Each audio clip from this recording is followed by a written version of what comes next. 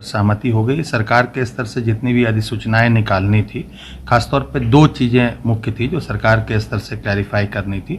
पहले तो पद, हर विषयवार पदों की क्या शैक्षणिक अर्हता होगी, तो इस बिंदु पर सारी अधिसूचनाएं विभाग से निकल गई हैं एवं उनको बीपीएससी को उपलब्ध करा दिया गया है। दूसरी उम्र के बारे में थी कि उम्र सीमा, जो अधिकतम उम्र सीमा है, वो अलग अलग पदों के लिए क्या होगी, क्योंकि जैसे नियोजित शिक्षक हैं जो वर्तमान में कार्यरत हैं, वो जब इसमें अप्लाई करेंगे तो उनके लिए कोई अधिकतम उम्र सीमा नहीं रखी गई है।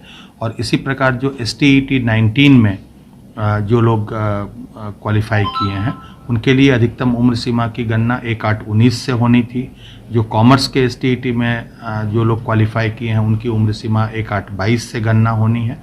तो इसी प्रकार कॉमर्स वालों, बाकी सबके लिए 10 वर्ष की छूट थी, परंतु जो कंप्यूटर साइंस के थे उम्मीदवार, उनको STET 19 में 8 वर्ष की छूट दी गई थी। तो इन सभी बिंदुओं पर अलग अलग अधिसूचनाएं निकालकर बीपीएससी को दे दी गई हैं। विज्ञापन प्रारूप पे सहमति हो गई और मुझे उम्मीद है कि बीपीएससी बहुत शीघ्र विज्ञापन जारी कर देगा। सर, ऐसा बात सामने आया था कि कट ऑफ मार्क्स के को लेकर जो था विवाद की, कट ऑफ मार्क्स नहीं होना चाहिए, कई लोगों की मांग थी, जबकि बीपीएससी को तो पहले से ही 68वीं बीपीएससी से लागू कर। देखिए, कट ऑफ मार्क्स विभिन्न श्रेणी के उम्मीदवारों के लिए, यानी आरक्षित श्रेणी और अनारक्षित श्रेणी के लिए क्या होंगे, इसके लिए सामान्य प्रशासन विभाग का संकल्प है और विभाग की सभी परीक्षाओं में उसी को फॉलो किया जाता है। तो इसलिए इस परीक्षा के लिए भी उसी को फॉलो किया जाएगा, कट ऑफ मार्क्स के लिए। टेक्निकल डिग्री के लिए कई जगह से आ रही है खबर कि टेक्निकल डिग्री पे पहले प्रतिबंध लगाया गया था, टेक्निकल डिग्री वाले नहीं इसमें शामिल हो सकते हैं, लेकिन अब क्या है अपडेट?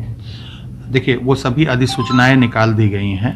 पहले जो भी क्वालिफिकेशन थी, जो हमने STET 19 के वक्त दी थी विज्ञापन में, और जिस विज्ञापन के आधार पर अभ्यर्थियों ने STET 19 की परीक्षा में भाग ली थी, वो सभी क्वालिफिकेशन वर्तमान में रखे गए हैं। इसलिए जो भी STET 19 में क्वालिफिकेशंस थी, उस क्वालिफिकेशन को जो भी धारित करते थे वो इस परीक्षा में आवेदन, इसमें कोई बदलाव नहीं किया गया है, क्योंकि वो